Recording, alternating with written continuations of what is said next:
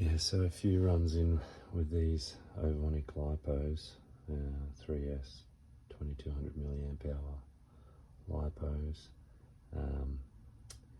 Yeah, just did a 15-minute run just on the asphalt, and battery pack was almost too hot to touch, so it's got to be pretty close to 50 degrees Celsius after the run. This, just to run a comparison, this is a cold pack that's been balance charged and sat overnight.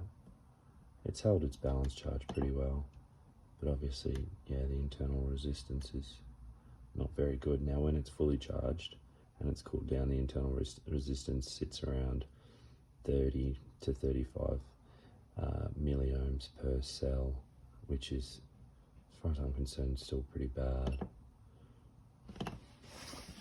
Let's have a look at the one that I've just run.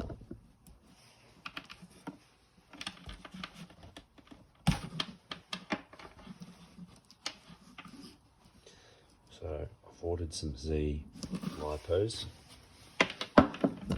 They're around the same price. These are a little bit more expensive. They're 2200 milliamp as well, 3S shorties, and maybe this is a bit of a problem with shorty batteries. I don't know. Let's get that clear off the screen so you can see. But yeah, so hit the low voltage cutoff. Some people might say I shouldn't do that, but just wanted to see what it was like at max discharge. A little bit of cell imbalance, 47 millivolts.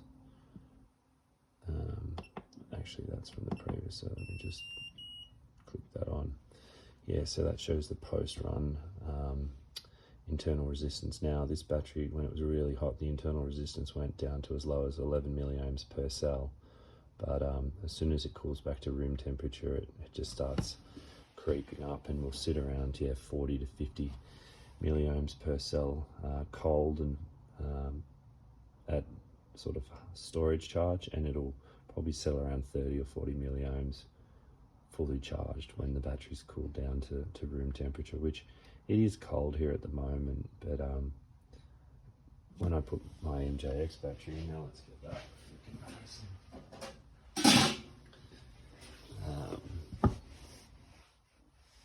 Let's get my 2S balance lead. Yeah, when you compare this to the MJX battery, obviously MJX have done a good job just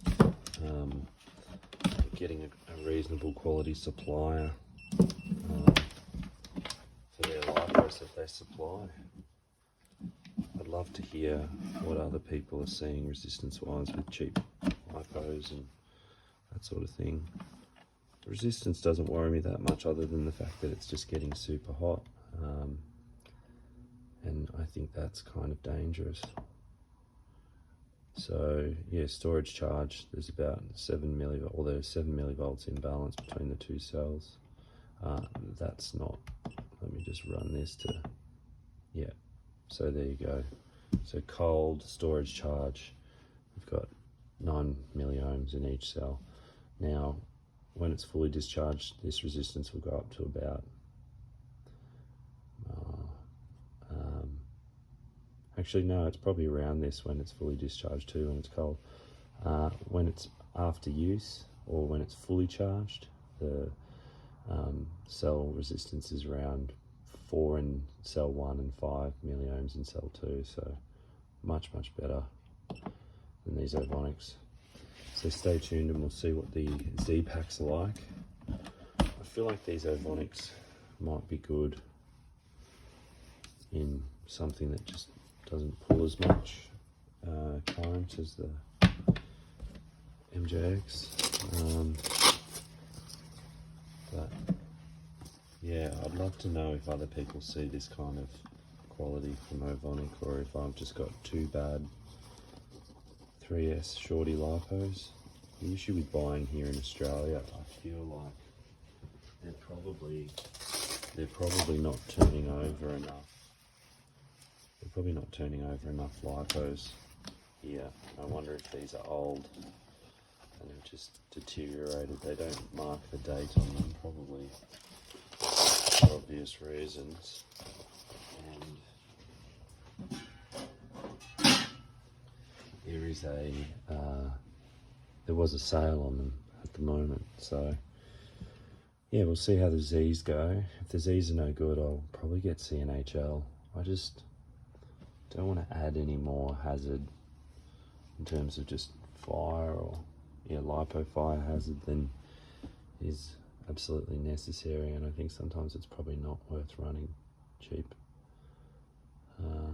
LiPos in something that's pulling a fair bit of current. So yeah, if anyone's after a couple of Ovonic 3S LiPos for a crawler or something else, let me know your details and I'll send them your way.